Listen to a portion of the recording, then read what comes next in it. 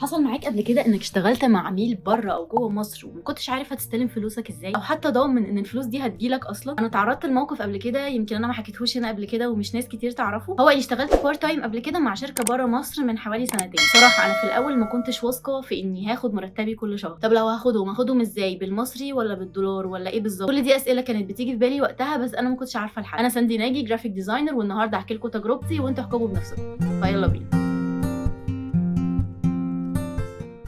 سألتكم على انستجرام ايه هي الصعوبات اللي بتواجهكم في شغلكم. كذا حد تعليقه كان عن طريقه دفع العربون، تحويل الفلوس والكلام ده. وزي ما حكيت لكم تجربتي في اني اشتغلت مع تيم بره مصر وكان بارت تايم، الموضوع بصراحه بالنسبه لي كان مقلق شويه ومش بروفيشنال. الحل بقى في الموضوع ده هو منصه فورلانس. المنصه دي فكرتها ان هي بتخلي التعامل بينك وبين العميل يكون بروفيشنال واحترافي جدا، وكمان حلت مشكله تحويل الفلوس والقصه دي كلها. طب انا كديزاينر ايه اللي يخليني اتعامل مع العميل من خلال المنصه مش بالطريقه العاديه اللي انا متعود عليها؟ ده علشان من مميزات المنصه دي، واللي انا بصراحه بعتبرها من احلى مميزات المنصه دي عشان كده بدات بيها، انك ممكن تستلم فلوسك عن طريق فودافون كاش، اتصالات كاش، اورنج كاش. انتوا متخيلين السهوله؟ ده من بره مصر ها. وطبعا ممكن حساب بنكي عادي، وفي طرق تانية طبعا زي بايونير وامان والت وغيرهم. فانت حقك بيكون مضمون 100%، لان العميل بيحول الفلوس وبتفضل محجوزه في المنصه لحد ما انت تخلص الشغل، وبعدين الفلوس بتكون في حسابك. يعني الموضوع مضمون من ناحيتك ومن ناحيه العميل، ان هو كمان هيكون ضامنك وواثق فيه. انتوا عارفين بقى كمان ان المنصه مش بتاخد عموله، 0% عموله. يعني المبلغ اللي انت تتفق عليه مع العميل هو اللي انت تستلمه زي ما هو بالظبط. استنوا لاخر الفيديو عشان هقول لكم ازاي. الميزه الثانيه في المنصه وبرده مهمه قوي ومش موجوده كتير، فاكرين لما قلت لكم في فيديو رحله العميل معاك من اول ما بتستلم البريف لحد ما بتسلموا الشغل، انك المفروض تعمل مع العميل ميتنج في الاول خالص، واي حاجه هتتفقوا عليها في الميتنج ده هتتنفذ من طرفك ومن طرفه كانكم عاملين عقد بالظبط. اهو المنصه دي بقى بتعمل عقود احترافيه وبتتوقع منك ومنه،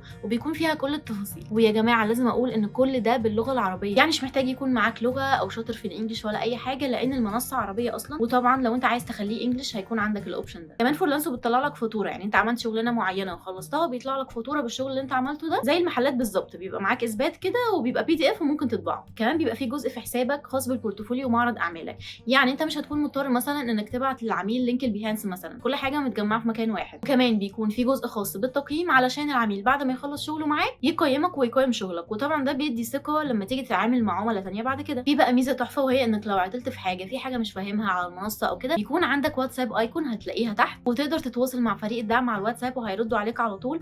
وانا جربت بنفسي لان كنت محتاجه استفسر عن حاجه وردوا عليا، بدل بقى ما تبعت ميل وتستنى يردوا عليك وحوار، فواتساب اسهل واسرع. فاكرين بقى في اول الفيديو لما قلت لكم تجربتي في الشغل بره مصر؟ المنصه دي بقى من خلالها ممكن اعين ناس لو انا صاحب بيزنس، وبعين ناس ريموتلي، واقدر اعمل معاهم عقود واتعامل معاهم بطريقه بروفيشنال جدا من خلال المنصه دي. تعالوا بقى اقول لكم طريقه التسجيل على المنصه. تدخلوا على اللينك اللي انا سايبه لكم تحت في الديسكربشن، وهتسجلوا بياناتكم، وممكن تعملوا ساين ان عن طريق جوجل عادي جدا. كده يكون عندكم حساب على فورلانس وبس كده. هتلاقي كل الحاجات اللي قلتها لكم دي في قائمه على اليمين او على الشمال حسب اللغه: العقود، الفواتير، البورتفوليو، التقييمات، كل حاجه. ولو احتجتوا حاجه تقدروا تتواصلوا مع فريق الدعم على الواتساب. منصه فورلانسو بتديك اول 3 عمليات بيع مجاني تماما ومن غير عموله، وبعد كده الاشتراك هيكون $10 في الشهر و$90 في السنه. طبعا في السنه هيكون اوفر. رب يكون الفيديو ده عجبكم واستفدتوا منه ولو بمعلومه واحده. مش عايزه حد فيكم بعد كده يكون عنده مشكله في ان هو يتعامل مع عميل بره مصر او جوه مصر، لان الموضوع بقى اسهل كتير. هسيب لكم تحت في الديسكربشن لينك الانستجرام بتاعي، ادخلوا اعملوا لي فولو او اسالوني عن اي حاجه،